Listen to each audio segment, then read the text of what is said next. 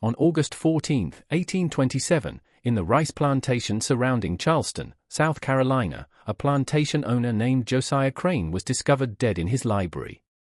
Physicians examining the body reported that his skull was crushed so completely that bone fragments were embedded in the mahogany desk 6 feet away. Injuries consistent with compression by hands of extraordinary size and strength, exceeding normal human capacity, were described in the coroner's report, which is still preserved in Charleston County archives.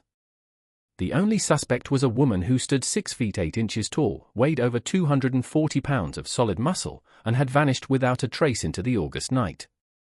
For nearly 2 centuries, whether Sarah Drummond really existed or was merely a legend born from guilt and fear has been debated by local historians.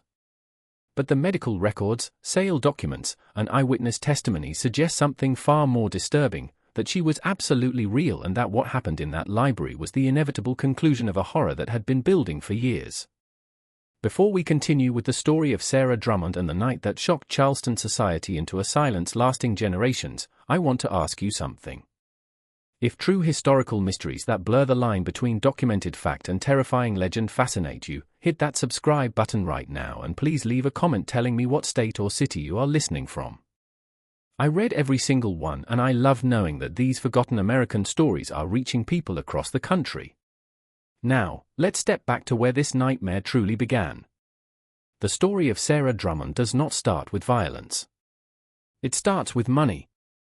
In the spring of 1823, the port of Charleston was experiencing one of its busiest trading seasons in decades.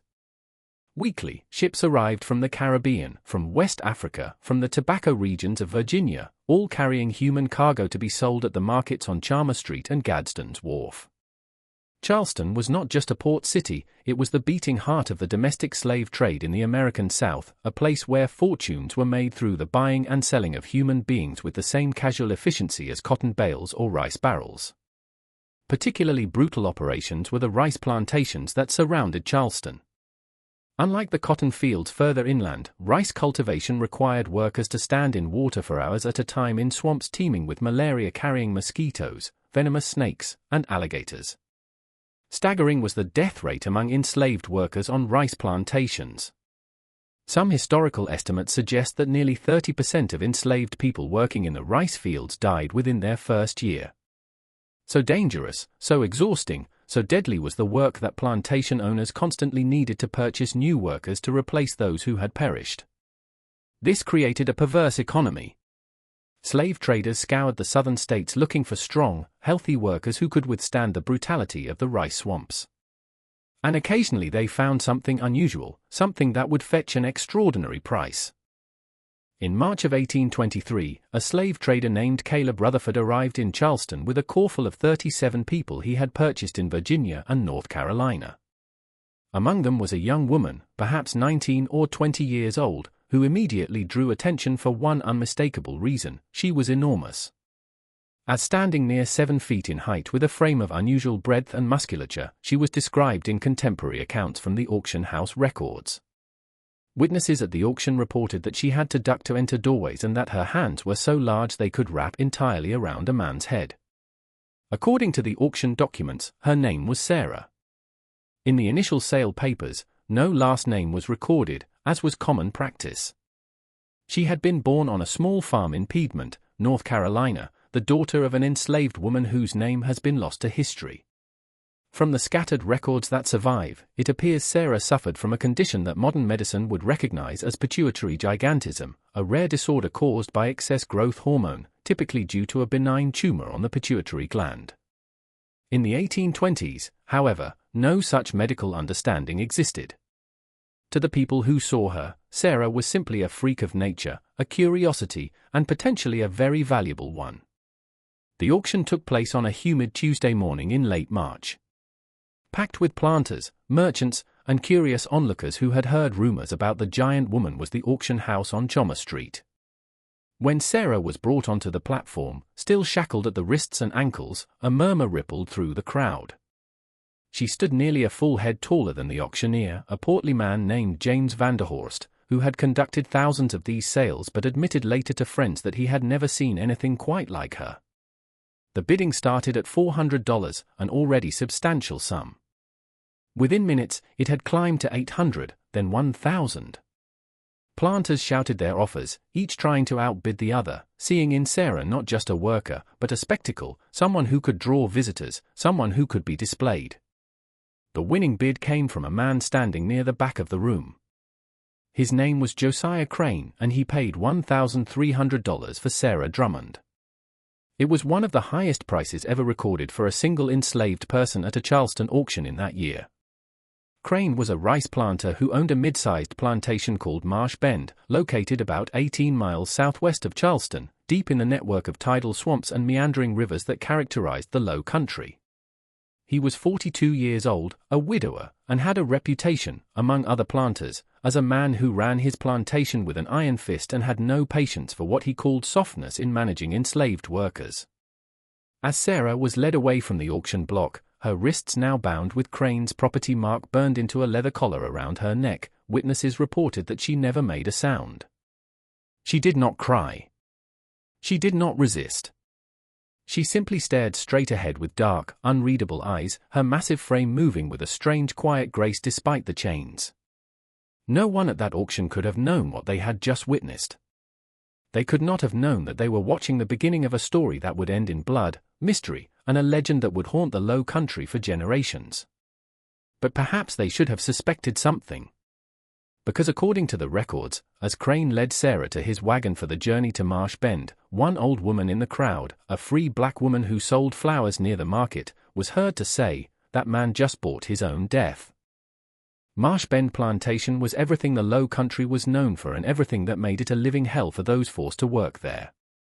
The main house was a two-story structure built in the Georgian style with white columns and a wide veranda that overlooked the rice fields stretching toward the Ashley River. Behind the main house sat the kitchen building, the overseer's cottage, a barn, a rice mill, and a row of 12 slave cabins made of rough-hewn timber with dirt floors and no windows. Beyond those lay the fields, hundreds of acres of carefully engineered rice paddies connected by an intricate system of dikes, ditches, and floodgates that controlled the tidal water flow essential for rice cultivation. When Sarah arrived at Marsh Bend in late March of 1823, she was assigned to cabin number 7, which she would share with 5 other women. The overseer, a thin, nervous man named Porter Grimble, seemed visibly unsettled by her size. In a letter he wrote to his brother in Columbia, which still exists in the South Carolina Historical Society archives, he described Sarah as a creature of such unnatural dimensions that she must stoop to enter the cabin, and when she stands at her full height, she resembles some ancient colossus more than a Christian woman. But Josiah Crane had not paid $1,300 for Sarah to simply work the fields. He had something else in mind. Within the first week of her arrival, Crane began exhibiting Sarah to visitors. He would invite neighboring planters, Charleston merchants, and even traveling gentlemen to Marsh Bend specifically to see the giant woman he had acquired. Sarah would be brought to the main house, made to stand in the parlor or on the front veranda, and ordered to demonstrate her size and strength. Crane would have her lift heavy objects, barrels filled with rice, iron anvils, even full-grown pigs. He would stand next to her so visitors could see the dramatic difference in their heights. He would have her extend her hand so men could place their own hands inside hers and marvel at the difference.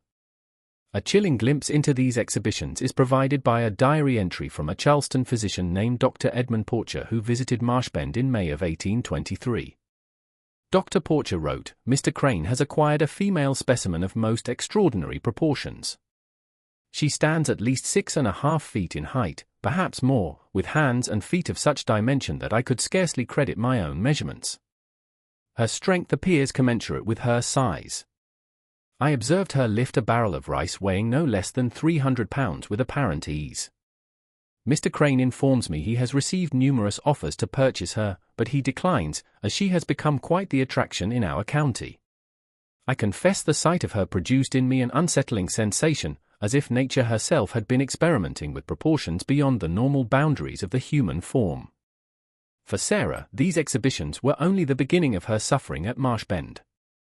When she was not being displayed for Crane's guests, she was put to work in the rice fields under conditions that would have broken most people within months. Backbreaking, dangerous labor was rice cultivation in the South Carolina low country. Workers would wade into the flooded fields before dawn, standing in water up to their thighs for 10 to 12 hours at a time, bent over in the scorching sun, planting, weeding, or harvesting rice. The water was brackish, filled with leeches and water moccasins. The air hummed with clouds of mosquitoes. The heat was suffocating, made worse by the humidity rising from the swamps. Sarah's extraordinary size made her both an asset and a target. She could carry loads that would require 2 or 3 normal workers. She could operate the heavy wooden pestles used to thresh rice with a speed and power that astounded even the overseer. But her visibility also made her vulnerable. When Crane wanted to make an example, to demonstrate what happened to those who worked too slowly or showed defiance, he would often choose Sarah, not because she had done anything wrong, but because punishing someone of her size sent a message that no one was beyond his reach. The punishments were savage. Historical records from rice plantations document the use of whipping posts, wooden stocks, and a device called the buck, where a person would be forced to sit with their knees drawn up, a stick placed under their knees and over their arms, effectively immobilizing them in an agonizing position for hours. Sarah experienced all of these. Overseer Grimble's letters mention at least 3 occasions during Sarah's first year at Marshbend where she was publicly punished for insolence or refusing to be exhibited. But Sarah did not break, at least not in the way Crane expected. According to testimony from other enslaved people at Marshbend, testimony that would only be collected years later under very different circumstances, Sarah became someone the community both feared and relied upon. Her strength was used for the hardest tasks, moving the massive floodgates that controlled water flow into the rice fields, hauling timber for repairs, lifting boats out of the water. But her presence was also protective. There were stories of her stepping between an overseer's whip and a child too young to work, but being beaten anyway. Stories of her carrying workers who had collapsed from heat exhaustion back to their cabins. Stories of her standing silently but immovably when Crane tried to separate mothers from their children during sales to other plantations. She spoke rarely. When she did, her voice was low and steady, carrying an authority that seemed at odds with her status as property. Some of the older enslaved people at Marshbend began to call her Tall Sarah or simply the Wall, because once she decided to stand somewhere, nothing could move her except by force. And Josiah Crane was beginning to realize that force alone might not be enough. The first serious confrontation between Crane and Sarah occurred in the summer of 1824, about 15 months after her arrival at Marshbend. A Charleston gentleman named Augustus Pettigrew had heard about the giant slave woman and traveled to Marshbend with an offer. He would pay Crane $300 to bring Sarah to Charleston for 2 weeks to display her at a traveling exhibition he was organizing, featuring curiosities of nature and science. The exhibition would include preserved specimens, mechanical devices, and Sarah as the living centerpiece. Crane agreed immediately. The prospect of earning money while simultaneously raising his own profile in Charleston society was too tempting to refuse. He informed Sarah of the arrangement, expecting her to comply as she always had. But this time, something was different. According to testimony from a house servant named Ruth, who was present during the conversation, Sarah looked directly at Crane and said very quietly, "I will not go." Crane was stunned. In the year and a half he had owned Sarah, she had never directly refused an order. He repeated the command, his voice rising. Sarah repeated her refusal, her voice remaining steady and low. Crane's face flushed red. He called for the overseer. He ordered Sarah taken to the whipping post immediately. What happened next became the subject of intense discussion among the enslaved community at Marshbend and would be whispered about for years. For men, including Overseer Grimble, attempted to force Sarah toward the post. She did not fight them exactly. She simply stopped moving. She planted her feet and became dead weight. The 4 men pulled, pushed, struck her with fists and a cane, but Sarah would not budge. It took 8 men using ropes and finally resorting to threatening to harm other enslaved people if she did not comply before Sarah finally walked to the post. The punishment was severe, 30 lashes with a braided leather whip. Witnesses reported that Sarah made no sound during the beating, even as blood soaked through the rough cotton dress she wore. When it was over, and she was finally released from the post, she walked back to her cabin without assistance, her back shredded, but her posture as upright as ever. She did not go to Charleston. Crane, humiliated in front of his overseer and workers, eventually told Pettigrew the deal was off, inventing an excuse about Sarah falling ill. But something had shifted at Marsh Bend. The other enslaved people had seen that Sarah could be hurt, yes, but they had also seen that she could make Josiah Crane back down. That frightened Crane more than he was willing to admit.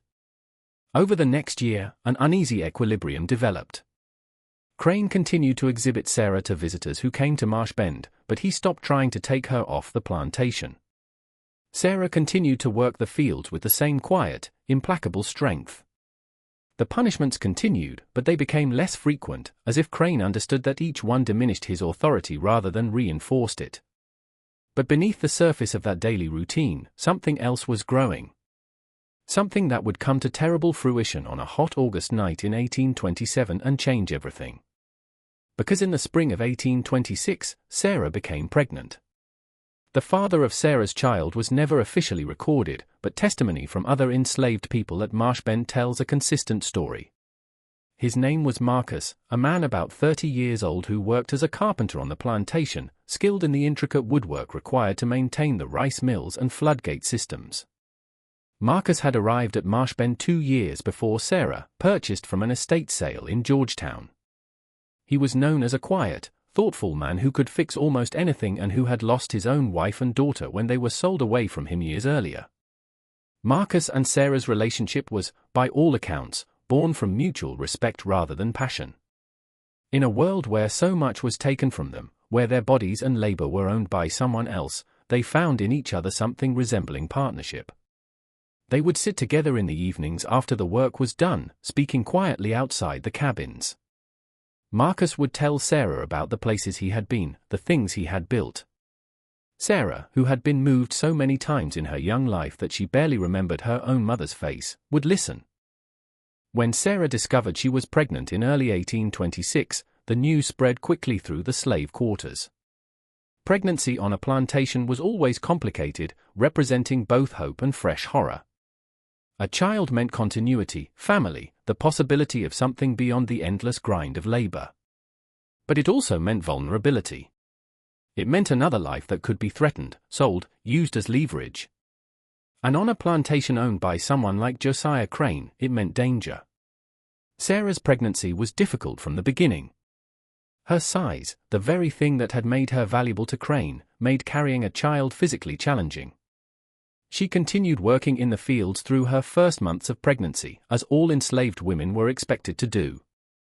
But the other women at Marsh Bend noticed that she moved more slowly, that she would sometimes pause and press her hand to her lower back, her face showing a rare flicker of pain. Crane noticed, too, but for different reasons. A pregnant slave woman meant, in his calculation, another piece of property, another person he could own, sell, or use. He began talking openly about the child, telling visitors that he expected the infant to be of unusual size given the mother's extraordinary dimensions, and speculating about what price such a child might fetch when old enough to sell.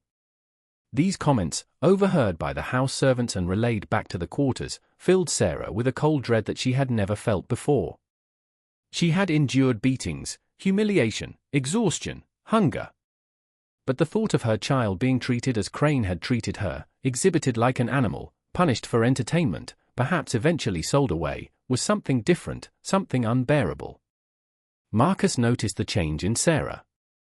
She became even more silent than usual, her face hard, her eyes distant. At night, she would sit outside the cabin with her hands on her belly, staring toward the main house with an expression that frightened even those who knew her well. In November of 1826, Sarah was ordered to stop fieldwork and was assigned lighter tasks around the plantation, shelling rice, mending, working in the kitchen garden. Her belly had grown enormous, and it became difficult for her to move with her usual ease. But even in this diminished state, she remained an imposing presence. The kitchen workers reported that when Sarah stood in the doorway of the kitchen building, she blocked out the sunlight entirely. The birth came in late January of 1827 during one of the coldest nights of the winter. Sarah went into labor just after midnight, attended by 2 older enslaved women who served as midwives for the plantation community, a woman named Hester and another named Dina. The labor was long and extremely difficult. Sarah, who had never cried out during beatings, screamed that night. The sound carried across the frozen fields and reached the main house, where Crane was awoken by the noise. According to his own later testimony, he lit a lantern and walked to the slave quarters, standing outside cabin 7 and listening to the sounds within. Just before dawn, the baby was born. A boy. He was large for a newborn, nearly 11 pounds, but otherwise appeared healthy and normal. When the baby cried, Hester would later testify, Sarah wept for the first time anyone at Marshbend had ever seen. She held her son against her chest, examining his tiny hands, his face, whispering words no one else could hear. Marcus was allowed into the cabin shortly after the birth. He stood beside Sarah, looking down at the child, and those who were present reported that something passed between them in that moment, some unspoken understanding or decision. Sarah named her son Jacob. It was a biblical name common among enslaved people, carrying connotations of struggle and survival. For a few brief weeks, despite everything, there was something like happiness in cabin 7.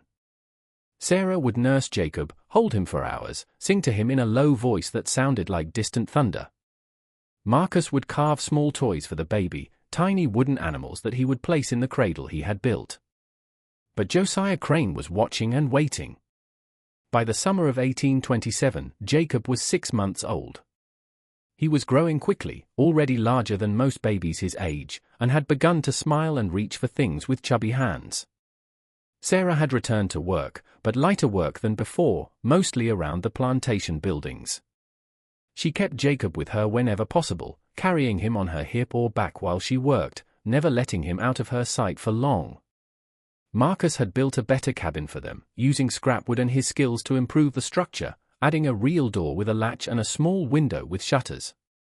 It was still a slave cabin, still barely adequate shelter, but it was theirs.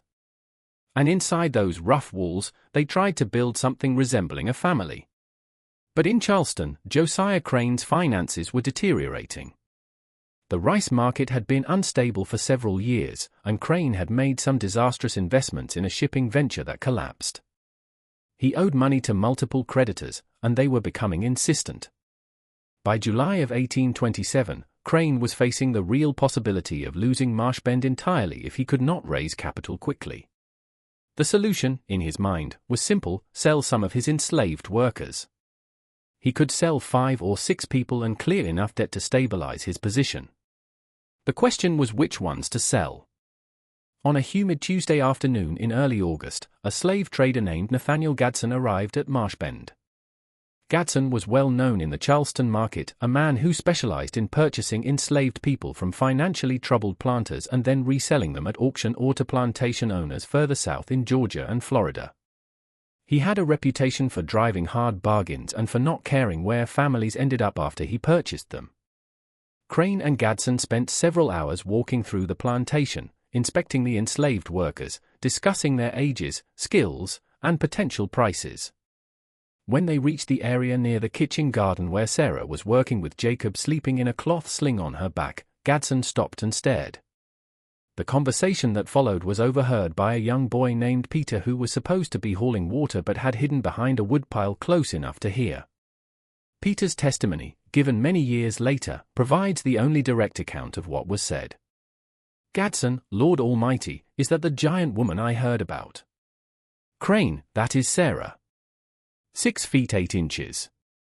Strongest worker I have. Gadsden, and the child. Crane, her son. About 6 months old.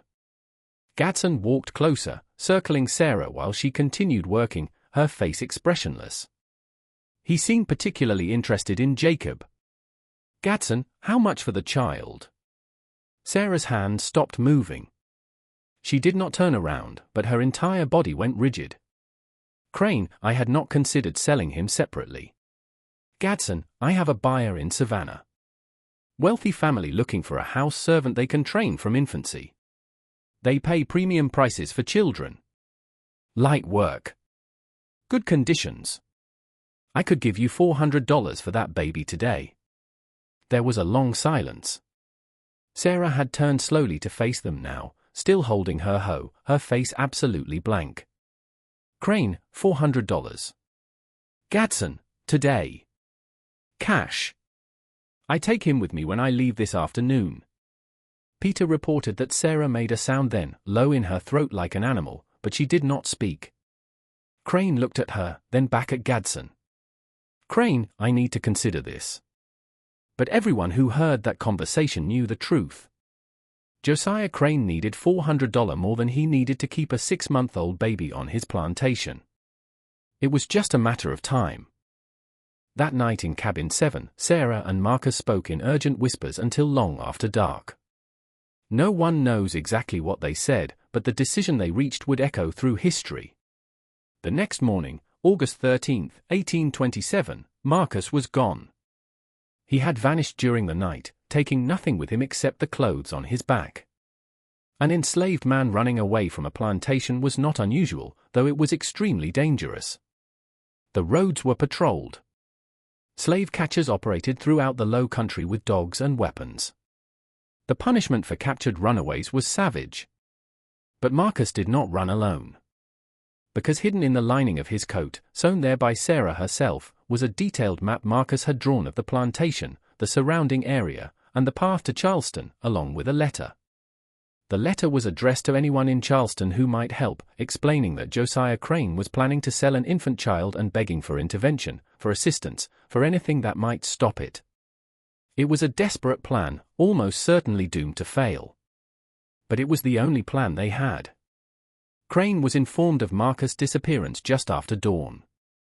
His reaction was explosive. He ordered Overseer Grimble to organize a search party immediately, to contact the slave patrol, to send riders to Charleston to watch the roads. The plantation was in chaos all morning as men on horseback spread out through the surrounding swamps and fields searching for any sign of Marcus. They found him just after noon about 8 miles from Marsh Bend trying to cross a creek. The slave patrol had dogs, and Marcus had left a trail through the soft mud near the water. They brought him back to Marsh Bend, bound with ropes, bleeding from dog bites on his arms and legs, but still alive. What happened next became the subject of testimony in multiple legal proceedings over the following months, though the accounts vary depending on who was speaking and when. Crane ordered Marcus taken to the whipping post immediately. He announced that he would personally administer the punishment and that it would be severe enough to serve as a warning to anyone else who might consider running. The entire enslaved community was forced to gather and watch. Sarah was made to stand at the front, holding Jacob. The punishment was brutal, even by the standards of that time and place. 50 lashes delivered with a heavy leather whip. Marcus was tied to the post, his shirt torn away. Crane swung the whip himself, putting his full strength into each stroke. Blood appeared on Marcus' back after the 5th lash. After the 10th, his skin was torn open in multiple places. After the 20th, he had stopped screaming and hung limp against the ropes. Sarah watched all of it, her face like carved stone, her arms wrapped around Jacob, who was crying now, frightened by the sounds and the atmosphere of violence. Witnesses reported that Sarah's eyes never left Marcus's face and that Marcus, in the brief moments when he was conscious, looked only at her. When it was over, Marcus was cut down and dragged to his cabin, barely conscious. Crane turned to address the assembled crowd, his own face flushed and sweating, blood flecks on his shirt. He announced that anyone who helped a runaway, anyone who even knew about a planned escape and did not report it, would receive the same punishment. Then he dismissed everyone back to work. Everyone except Sarah. Crane approached her, standing close enough that she had to look down at him. He was a man of average height, and next to Sarah, he looked almost childlike, but his voice was hard and cold. "Tomorrow morning," he said, "Mr. Gadsden returns and he will take your son. You will not resist. You will hand the child over quietly. If you cause any trouble, if you make any scene, I will have Marcus beaten again. And this time, he will not survive it. Do you understand me?" Sarah said nothing. She simply stared down at Crane with those dark, unreadable eyes. After a long moment, Crane turned and walked back to the main house. That night, the plantation was unnaturally quiet. Even the normal sounds of the swamp seemed muted, as if the world itself was holding its breath. In cabin 7, Sarah sat on the floor, holding Jacob, rocking him slowly while he slept. In another cabin, Marcus lay on his stomach, his shredded back treated with grease and herbs by the other enslaved people, drifting in and out of consciousness. And in the main house, Josiah Crane sat in his library, going over his account books, calculating how the $400 from selling Jacob would ease his immediate financial pressures. He drank brandy and occasionally looked out the window toward the slave quarters, his face troubled despite his certainty that he had made the right decision. None of them knew that the next night would end in blood, mystery, and a legend that would never truly be solved. August 14, 1827, dawned hot and oppressively humid. The kind of low-country summer day where the air feels thick enough to choke on. The sun rose blood-red over the rice fields, filtered through the haze of moisture rising from the swamps. Later, people would remember that detail as if nature itself had been warning them of what was to come. Sarah rose before dawn as she always did. She nursed Jacob, changed him, dressed him in the cleanest clothes she had, a small cotton gown she had sewn herself. She held him close and whispered to him for a long time, words no one else heard. Then she carefully placed him in the wooden cradle Marcus had made, and she went to work. All morning Sarah worked in the kitchen garden with a kind of mechanical efficiency. The other women working near her reported that she spoke to no one, acknowledged no one, simply moved through her tasks with her face expressionless and her movements precise. Several people tried to speak to her, to offer sympathy or support, but she did not respond. It was as if she had retreated somewhere deep inside herself, somewhere no one could reach. Around mid-morning, Nathaniel Gadsden arrived at Marshbend in a wagon driven by his assistant, a young man whose name is not recorded. Gadsden went directly to the main house and was shown into Crane's library, where the two men finalized their transaction. $400 in cash exchanged for ownership papers hastily written up for an infant named Jacob, age 6 months, property of Josiah Crane, now sold to Nathaniel Gadsden. At noon, Crane sent word that Sarah should bring the child to the main house. The message was delivered by a house servant named Ruth, who had the unenviable task of walking to the kitchen garden and telling Sarah that it was time to give up her son. Sarah's reaction was unexpected. She simply nodded. She put down her hoe, wiped her hands on her dress, and walked calmly to cabin 7. She emerged a few minutes later carrying Jacob, who was awake and looking around with curious eyes. She walked toward the main house without hurrying, without hesitating, her face still showing no emotion at all. The other enslaved people watched her go, many of them weeping. Some expected her to run, to fight, to do something. But Sarah just walked steadily across the yard, up the steps of the main house, and disappeared inside. What happened in the next 15 minutes comes from multiple testimonies, primarily from Ruth, who was present in the house, and from Overseer Grimble, who was called inside during the exchange. Sarah entered the library where Crane and Gadsden were waiting. She stood just inside the doorway, holding Jacob against her chest. Crane gestured for her to approach. She took 3 steps forward and stopped. The men waited for her to come closer, but she did not move. After an uncomfortable silence, Crane spoke. "Sarah, give the child to Mr. Gadsden." Sarah looked at Gadsden, then at Crane.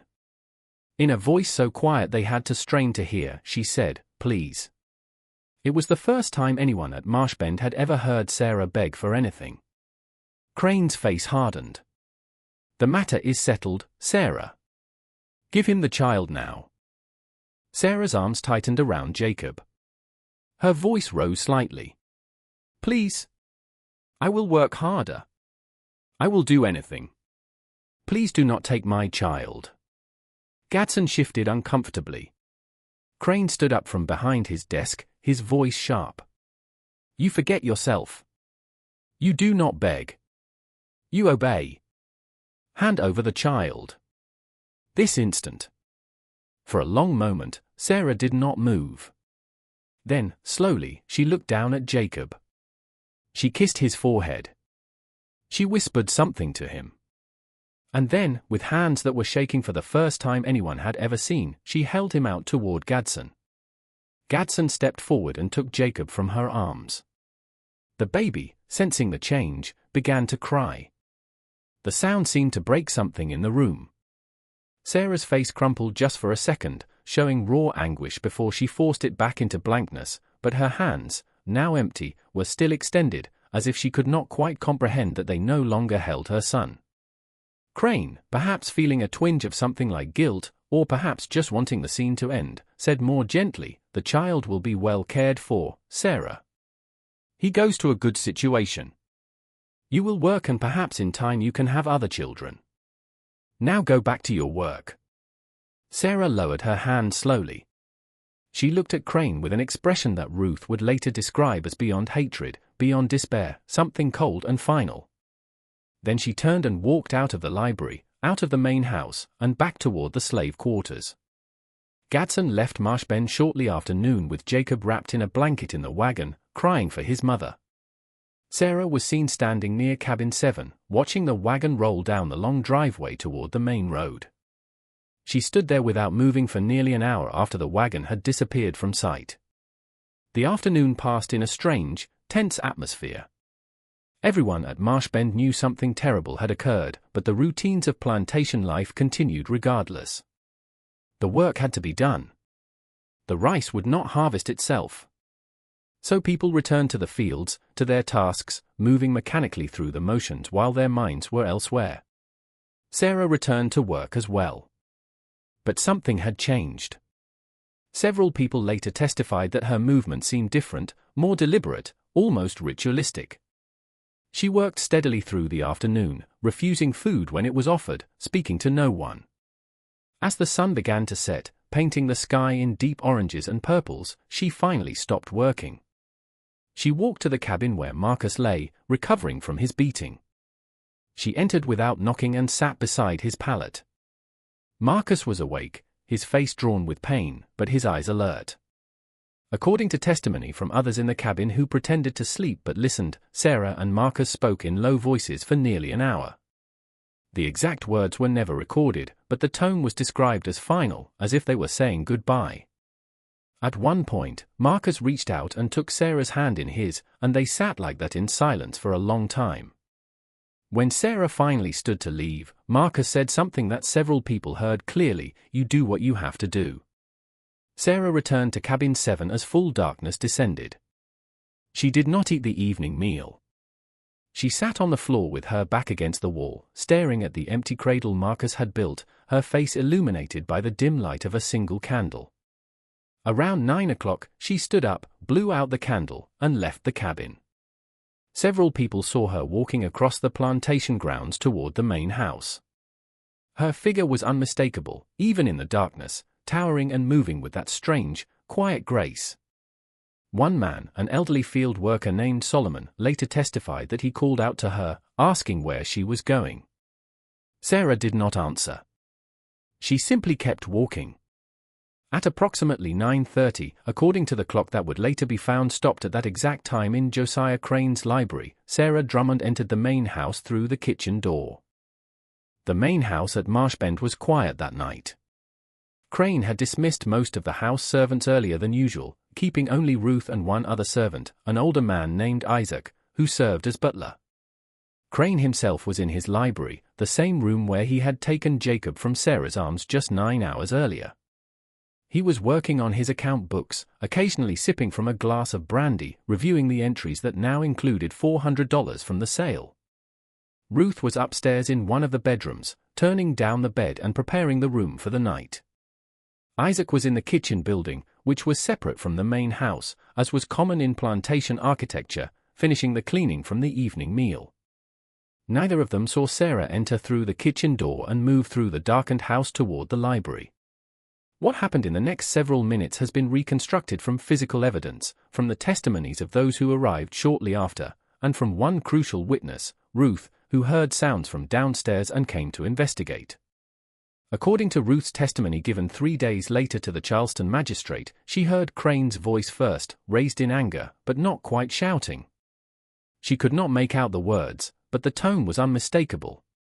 Then she heard another voice, much lower, which she recognized immediately as Sarah's. Ruth started down the stairs, moving quietly, uncertain whether she should intervene or not. As she reached the bottom of the stairs, she heard Crane shout, "How dare you enter this house? Get out immediately, or I will have you whipped until you cannot stand." Sarah's response was too quiet for Ruth to hear clearly, but it caused Crane to shout again. "The child is sold. The matter is finished. You have no rights here. You own nothing, not even yourself." There was a sound then that Ruth described as furniture scraping, as if a chair had been pushed back suddenly. Then Crane's voice again, but different now. "Higher. Frightened. Stay back. Do not come closer. I am warning you." Ruth, terrified but compelled by some instinct she could not name, moved to where she could see through the partially open library door. What she saw, she would later say, would stay with her for the rest of her life. Sarah stood in the center of the library, her head nearly touching the ceiling. Crane had backed up against his desk, his face pale, one hand reaching behind him as if searching for something. The lamp on the desk cast wild shadows, making